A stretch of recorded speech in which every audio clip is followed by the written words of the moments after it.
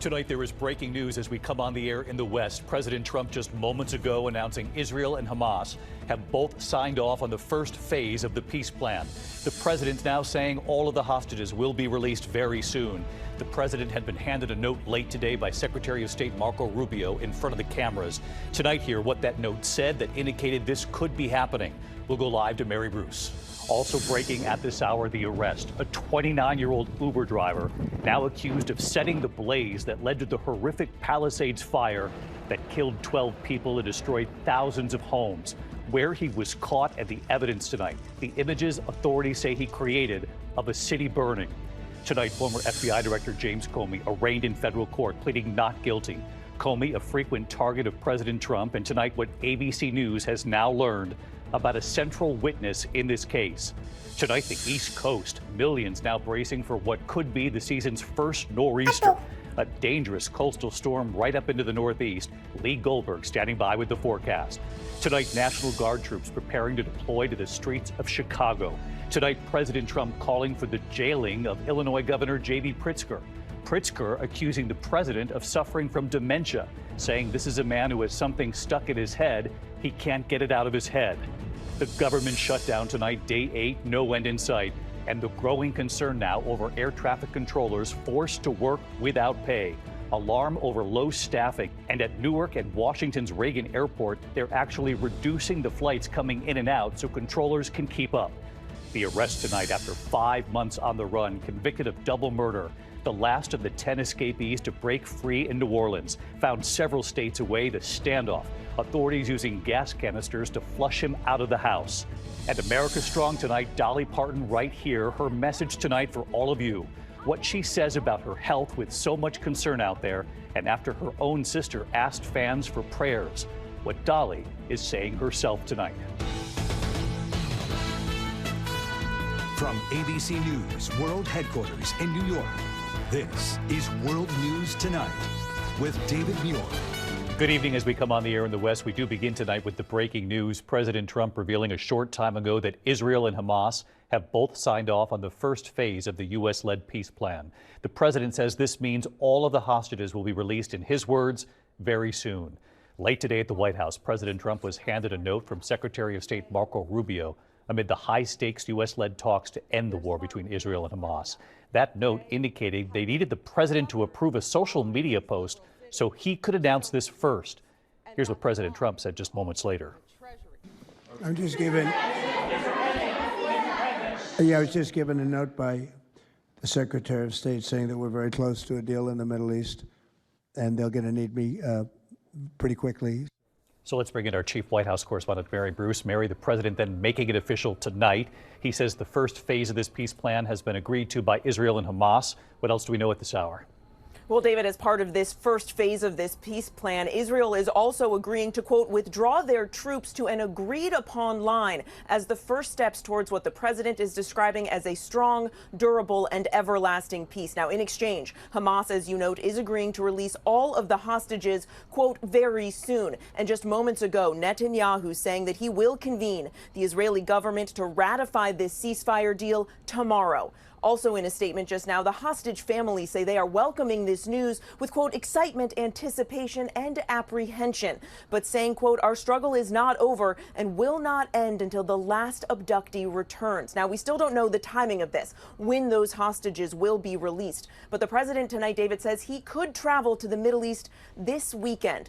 We are now 2 years and 1 day after the October 7th attack, and the president is now hailing this as a, quote, great day and thanking our Middle East allies, including Qatar, Egypt, and Turkey, for facilitating this important first step towards peace, David. Mary Bruce with the breaking news as we're on the air in the West. Mary, thank you. In the meantime, the other developing story, the arrest of a 29-year-old Uber driver now accused of setting the blaze that led to that horrific Palisades Fire in California that killed 12 people and destroyed thousands of homes.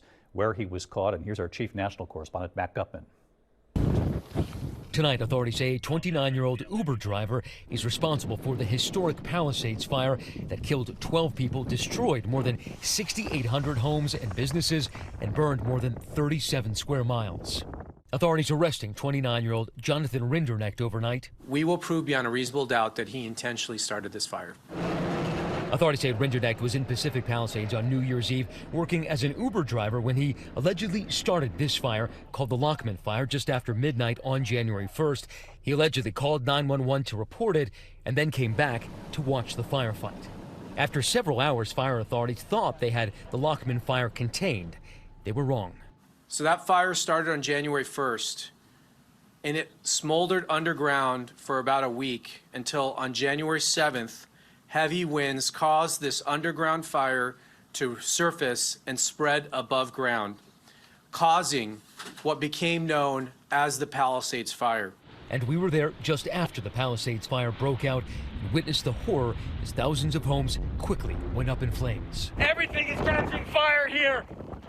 Trash bins, shrubs, trees, houses. The smoke is unbearable at this point. We've just seen, 4 or 5 houses go up over the past few minutes here. Rinderknecht arrested near his current home in Melbourne, Florida. Authorities say before starting the fire, he listened to a song by a French rap artist in which the music video for the song shows the main character lighting things on fire. And among the evidence, they say they recovered this image of a city on fire that authorities say the suspect created using ChatGPT. Investigators say the evidence points to a suspect obsessed with fire. We have evidence of that will be addressed in trial, but evil people do evil things. And David, about 9 months after that fire, we've noticed something new here in Pacific Palisades, and that's construction. But you only get a real sense of what's going on here from above. With that drone, I want you to see that most parts of the Palisades still look like a vast dirt parking lot. Now, there are nearly 7,000 structures destroyed. New homes are being constructed in just 230 lots at this point, according to the city, as so many families continue to battle it out with their insurance companies. And as for that suspect who's accused of causing all of this, he could face up to 20 years in prison if convicted. David. And Matt, I'm glad you pointed out, even with that new construction, so many other families still fighting with their insurance companies, trying just to get started on the recovery. Matt, thank you. Tonight, the dramatic scene in court. Former FBI Director James Comey arraigned in federal court, pleading not guilty. Comey, a frequent target of President Trump, and tonight what ABC News is now learning about a central witness in this case. Comey's team now trying to get this trial dismissed before it even starts. Here's our Chief Justice correspondent, Pierre Thomas. He was in the courtroom today. Tonight, James Comey, former director of the FBI, now a criminal defendant in a Virginia courtroom, pleading not guilty to federal charges brought at the urging of President Trump. Comey has publicly proclaimed his innocence. I have great confidence in the federal judicial system, and I'm innocent. So let's have a trial. Today in court, Comey's attorney telling the judge he will quickly file a motion to end the case before it begins, seeking a dismissal on the grounds of selective and vindictive prosecution, saying this case is being brought at the direction of President Trump. Comey was indicted just 5 days after President Trump publicly pressured Attorney General Pam Bondi to go after him, posting, "Nothing is being done, and we can't delay any longer." 24 hours ago, Bondi was asked about that message. Do you consider that a directive to the Justice Department? Senator Klobuchar, President Trump is the most transparent president in American history, and I don't think he said anything that he hasn't said for years. The former FBI chief now charged with lying to Congress and obstructing a congressional proceeding by testifying he did not authorize leaks to reporters. Sources tell us the Justice Department will allege Comey had in fact allowed a friend, law professor Daniel Richmond, to leak information. This, although sources say prosecutors had previously determined Richmond would be a problematic witness who would present likely insurmountable problems for their case. That's because Richmond told them Comey had actually urged him not to engage with the media and not to share information, according to sources. Still, President Trump insisted the case go forward anyway. He removed the U.S. attorney in charge, replacing him with one of Trump's own personal attorneys, Lindsay Halligan, who has no prosecutorial experience, saying Halligan would get things moving. Comey's attorney told the judge today he will argue that U.S. Attorney Halligan was illegally appointed and that this is also grounds for dismissing the case. Again, sources telling us a key witness could be problematic. If the case does go to trial, the judge scheduled it to start soon on January 5th. David? And you'll be following it. Pierre Thomas in Washington, thank you. Tonight, millions in the east are now bracing for what could be the first nor'easter of the season, a potentially dangerous coastal storm moving in and right into the northeast. Let's get to WABC Chief Meteorologist Lee Goldberg with what could be brewing and when it could hit. Hey, Lee. Hey, David, definitely growing concern for this potential coastal low. The building blocks for this storm are still coming together. It hasn't formed yet. But now we're getting more consensus from our weather charts that low pressure will be in the northwest Bahamas on Friday, bringing soaking rains and winds to the southeast coast. And then it makes a very slow move up. The coast could arrive in the northeast by the time we get to Sunday. But if it sticks around and it's strong, you're talking about heavy rain, gusty winds, even significant coastal flooding and beach erosion. That could last Sunday through even part of Tuesday in the northeast. Leading up to that, we got the coolest air since May here in New York, struggling to 60 tomorrow. All that record warm from the Great Lakes into the Northeast turns into mornings in the 30s and 40s the next 2 days. David? Lee Goldberg back with us tonight. Lee, thank you. Tonight, National Guard troops are preparing to deploy to the streets of Chicago as the war of words between President Trump and Illinois' governor escalates. President Trump calling for the jailing now of Illinois Governor J.B. Pritzker. Pritzker saying President Trump has dementia and has something stuck in his head and he can't get it out of his head, calling President Trump's move an unconstitutional invasion. Alex Perez in Chicago. Tonight, with 500 members of the Texas and Illinois National Guard preparing to fan out across Chicago, charged with securing federal agents and properties, the president ramping up his attack on the mayor and the governor who called the deployment an unconstitutional invasion. The president calling for their arrest in an online post.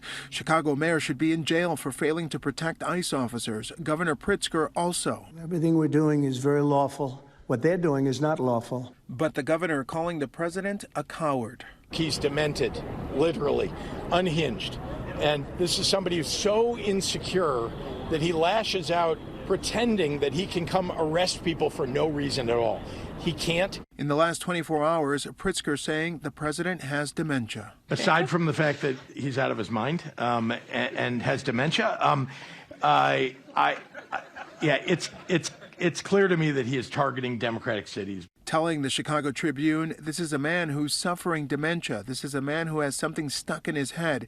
He can't get it out of his head. He doesn't read. He doesn't know anything that's up to date. This is a peaceful protest. After weeks of clashes, local officials in Chicago accuse ICE agents of using excessive force. This video showing agents shooting protesters with pepper balls, striking a Presbyterian minister in the head.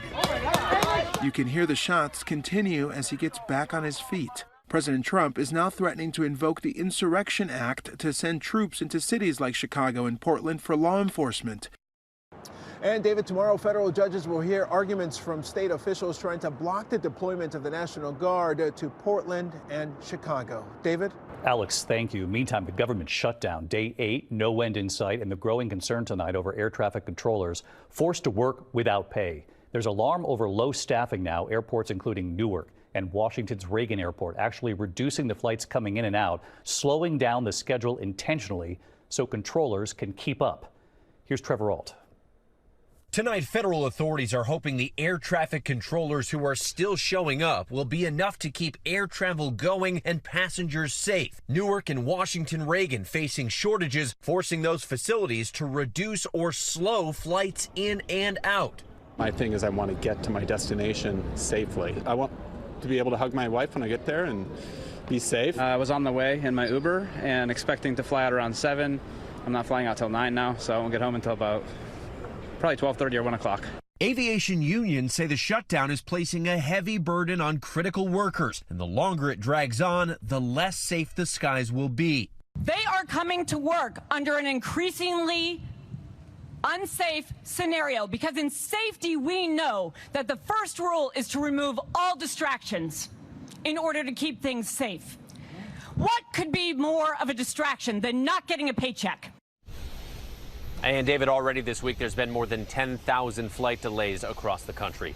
David. Trevor Ault on this for us. Trevor, thank you. Now to the arrest tonight after 5 months on the run, the suspect convicted of double murder, the last of 10 escapees to break out of that jail in New Orleans, found several states away. And tonight you're going to see the images of the standoff.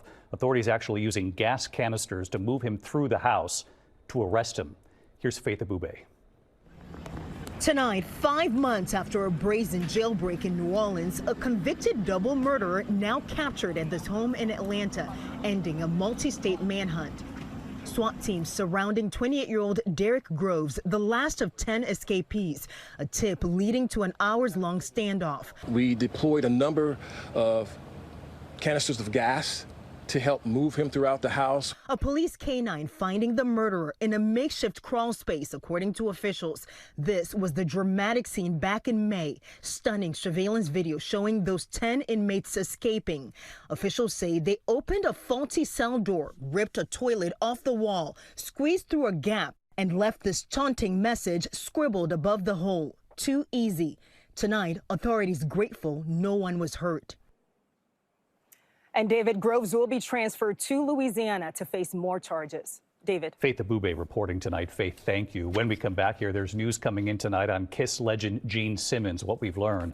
Also, country music star Bryan and what he's saying tonight about his new song after critics say it takes aim at ICE here in the U.S. You'll hear the lyrics. Also, the incredible scene on a highway, a medical helicopter going down. Look at these good Samaritans right here. They're actually trying to lift the helicopter up, their rescue effort at a moment. And stay tuned here tonight. Dolly Parton's message this evening for all of you at home. Amid so much concern and after her sister asked fans for prayers for Dolly, what Dolly is saying about her own health and what she wants you to know tonight in a moment. Next tonight here, the images emerging of that rescue scene on a freeway in Sacramento, California. Good Samaritans lifting the wreckage of a medical helicopter to try to free a trapped victim after that helicopter crashed Monday night. A pilot, nurse, and paramedic were all on board that chopper. All survived this, but remain hospitalized tonight. From the Vatican tonight, the first American Pope welcoming some special guests from his hometown of Chicago. Children from Our Lady of Mount Carmel Church and Academy attending Pope Leo's weekly audience, dressed in red cardinal outfits. One student even getting the ultimate souvenir, exchanging hats with the Pope. The students who were so proud of Pope Leo making history, they went viral earlier this year with their own mock conclave. When we come back here tonight, the news coming in on Kiss legend Gene Simmons. There's been a car accident. And Dolly Parton and her new message tonight. She knows many of you at home are concerned for her health and what she's now saying. To the Index, Kiss legend Gene Simmons is recovering at home after a car accident in Malibu on Tuesday. Authorities say he had a parked car after passing out or fainting inside his Lincoln Navigator. The 76-year-old was taken to the hospital and released. Simmons thanking fans tonight for their kind wishes, saying he's fine. Country music star Bryan responding tonight to backlash over his new song. Critics say Bryan appears to criticize immigration enforcement agents in his new song, Bad News. He sings, quote, "ICE is going to come, bust down your door, try to build a house no one builds no more." Bryan says the song was written months ago and the criticism shows how divided we are as a country. When we come back here tonight, Dolly Parton, her new message for you, what she wants everyone to know tonight about her health. Finally tonight here, she is most definitely America strong. Dolly Parton with her new message tonight. She knows many are worried about her health. Her sister had asked for prayers. So here tonight, Dolly in her own words. I want to say something. Well, today's October the 8th, and obviously I'm here doing some commercials for the Grand Ole Opry, which is why I'm dressed kind of like a country western girl. But before I got started, I wanted to say, I know lately everybody thinks that I am sicker than I am. Do I look sick to you? I'm working hard here. Anyway, I wanted to put everybody's mind at ease, those of you that seem to be real concerned, which I appreciate. And I appreciate your prayers because I'm a person of faith. I can always use the prayers for anything and everything. But I want you to know that I'm okay. I've got some problems, as I mentioned, back when my husband Carl was very sick. That was for a long time. And then when he passed, I didn't take care of myself. So I let a lot of things go that I should have been taken care of. So anyway, when I got around to it, the doctor said, we need to take care of this, we need to take care of that. Nothing major, but I did have to cancel some things so I could be closer to home, closer to Vanderbilt, you know, where I'm kind of having a few treatments here and there. But I wanted you to know that I'm not dying, but I figured if you heard it from me, you'd know that I was okay. So anyhow, that's what I wanted to say. And I'm not ready to die yet. I don't think God is through with me, and I ain't done working. So I love you for caring, and keep praying for me. We most certainly will, Dolly. We're all rooting for you. We should note tonight that President Trump has just announced Israel and Hamas have both signed off on the first phase of the peace plan. He says this means all of the hostages will be released very soon. More on GMA in the morning. Good night.